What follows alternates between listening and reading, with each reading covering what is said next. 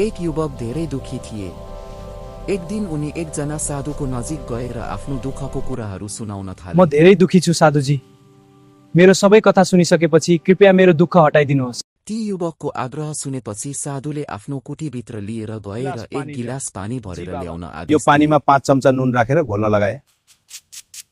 अब यो नुन घोलिएको पानी पिउनुहोस्। नुन घोलिएको पानी युवकलाई पिउन आग्रह गरे।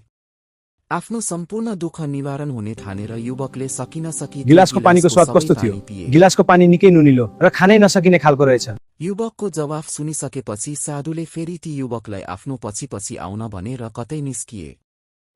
यो पोखरीमा 5 चम्चा नुन हाल र चलाऊ। उक्त पोखरीमा यो राखेर पानी चम्चाले चलाउन आदेश दिए। यो पानी कस्तो छ? युवकले पानी भने, त निकै मिठो छ गुरु। गुरु। जवाफ सुनिसकेपछि साधुले मुस्कुराउँदै भन्न थाले, बालक, हाम्रो दुःख भनेको पनि त्यो 5 चम्चा नुन जस्तै नै हो। सानो गिलासको पानीमा राखे खान सकिन्न, तर पोखरीमा राखे बिलाएर जान्छ।